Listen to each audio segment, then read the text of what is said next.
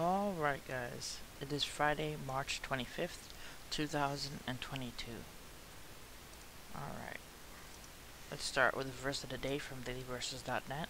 It says, "The Lord has done it this very day. Let us rejoice today and be glad." Psalms 118, verse 24. Alright, let's start with Biden. Biden says to expect real food shortages due to Ukraine war. Alright guys, so Biden is saying to expect real food shortages due to Ukraine war. And what I say to that is, welcome to the party, pal. Because we've been experiencing food shortages and everything we've been going through for over a year. All the news about food shortages and all the people struggling to pay for things and them getting in line to go to food banks that I've been covering for a long time now. So, but Biden saying that it's expecting it to get real means that now the mainstream media is more aware of it. They're able to say it, and people are have to pay attention now to the possibility of real food shortages for the whole world, since Ukraine is the breadbasket. It says here, President Joe Biden said that the world will experience food shortages as a result of Russia's invasion of Ukraine, and production increases were a subject of discussion at a Group of 7 meeting on Thursday. It's going to be real, Biden says as a news conference in Brussels. The price of the sanctions is not just imposed upon Russia, it is imposed upon an awful lot of countries as well, including European countries and our country as well. Ukraine and Russia are both major producers of wheat in particular, and Kiev's government has already warned that the country's planting and harvesting has been severely disrupted by the war. Biden said at the G7 summit in Brussels earlier that the Canadian Prime Minister Justin Trudeau both discussed increasing the nation's agricultural production to try to make up for the shortfalls. Biden said he's also urging all nations, including those in Europe, to drop trade restrictions that could restrict exports of food. Alright guys, so as I've been sharing with you guys, if you watch my videos, you'll know that China has been buying a lot of food and grain and products from so many people all over the world. So China buys and stores a lot of the things that are being sold, that is food-wise.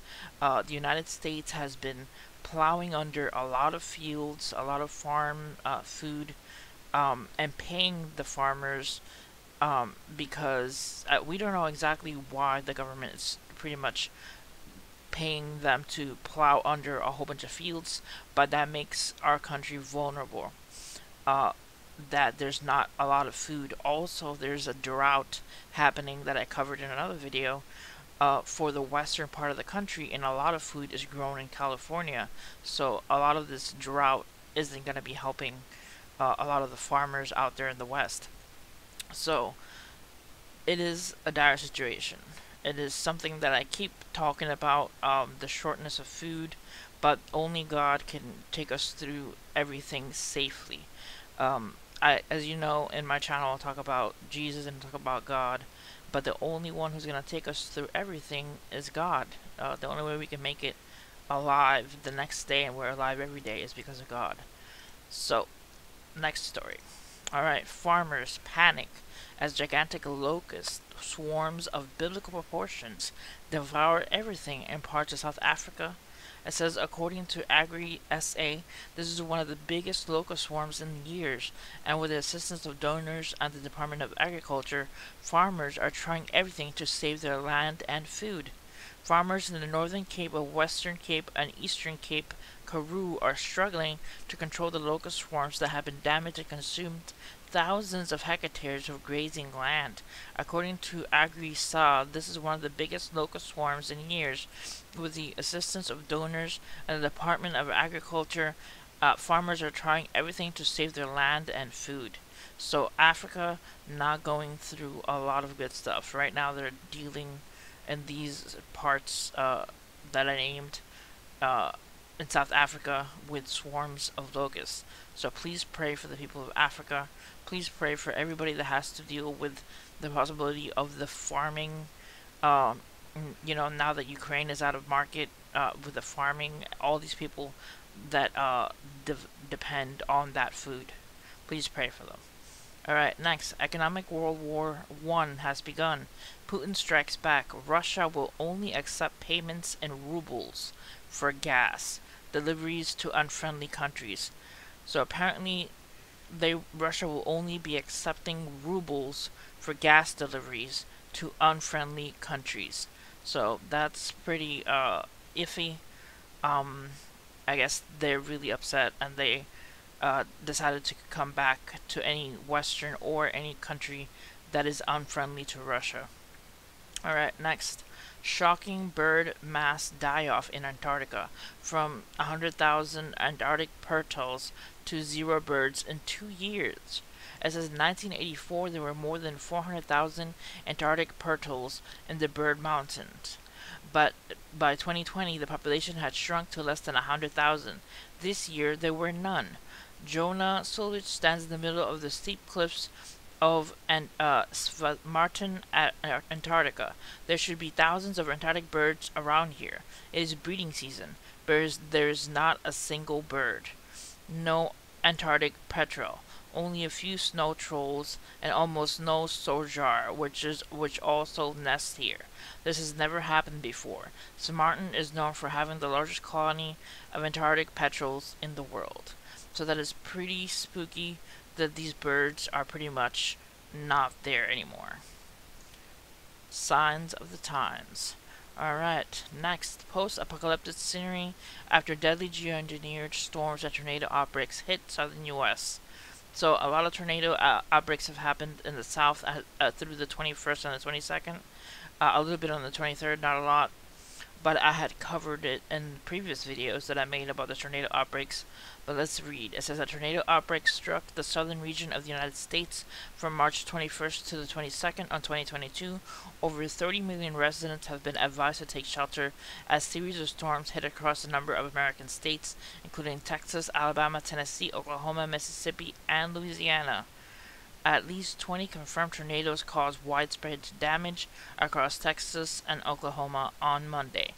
So please pray for all of these family members who have lost homes or have lost loved ones. I believe there was only like one or so people that passed away. Thankfully, there was only one.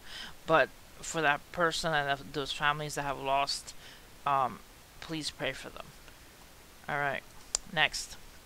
Saudi Arabia says it will not be held responsible for Houthis' attempt to disrupt global oil. Houthis say half a dozen key Saudi sites targeted in Friday's attack. So Saudi Arabia says it will not be held responsible for the attempted disrupt of global oil. Next, the Pacific Fleet commander says the U.S. must be prepared for China to retake Taiwan. Earlier today, Treasury Secretary Janet Yellen told CNBC that the U.S. presently has no plans to sanction China for tactically aiding Russia in the Ukrainian war effort. Of course, that will likely change when Beijing finally makes its move on Taiwan. Following yesterday's report about a landmark no security deal with the PRC and the Solomon Islands, the commander of the U.S. Pacific Fleet, who has repeatedly warned about China's increasing aggressive military boldness, has been on display over the past year. They told FT in an interview the U.S. must be prepared for China to move on Taiwan, which Washington would be a treaty bound to defend. So that is pretty creepy and spooky that China could retake Taiwan pretty soon. It has been rumored for a long time, but we got to keep an eye also on China. So please pray for that, for peace and not China take over Taiwan. Anyways, did Biden slip and tell the 82nd Airborne they're about to enter Ukraine war? This certainly ranks as among the most potentially dangerous gaffes we've ever seen from this president. given that tensions between NATO and Russia are on the knife's edge, and with officials on both sides trying everything possible to avoid direct conflict between nuclear-armed superpowers. The question that much of the internet is asking after the bizarre Friday moment when the president was in Poland, not far from the Ukraine, did Joe Biden just slip and inform the 82nd Airborne troops that they are about to be sent to Ukraine? So this is something that they're talking about. I'm not 100% sure if this is exactly what happened, or if he's actually rumoring that they're gonna go to Ukraine or not. But this is quite interesting. I'll leave you guys a link to the article so you guys can check it out as well.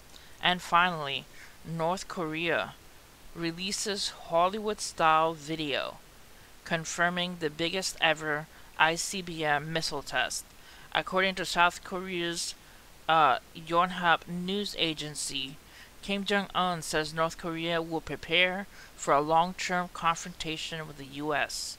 after a major ballistic missile test on Thursday, details of which only are coming to light. Kim said he ordered a test on what is Friday's being described as a huge new intercontinental ballistic missile because of the daily escalating military tensions in and around the Korean peninsula, as well as the inevitability of the long-standing confrontation with the U.S. imperialists accompanied by the danger of nuclear war, as cited by the state news agenda KCNA. So he oversaw the launch, and subsequently on Friday state media released dramatic footage of what serves as confirmation of Pyongyang's first ICBM missile test since 2017, with a leather jacket, sunglasses, and a huge missile in the background, complete with a slow-motion, poorly acted hand gestures. The propaganda film has more the look of a feel of a tacky B-movie, or even a YouTube rapper music video. So I'll leave you guys a link so you guys can watch that video yourselves. But apparently, Kim Jong-un is saying that he is preparing for long-term confrontation with the U.S.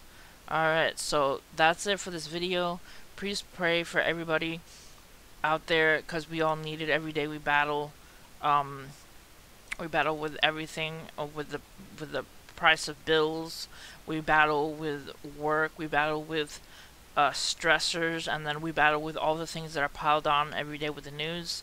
I pretty much cover the news the best I can, and I pray for you guys, and I pray that God watches over us all. But please pray for each other. There's power in prayer. Alright guys, see you guys next time. God bless.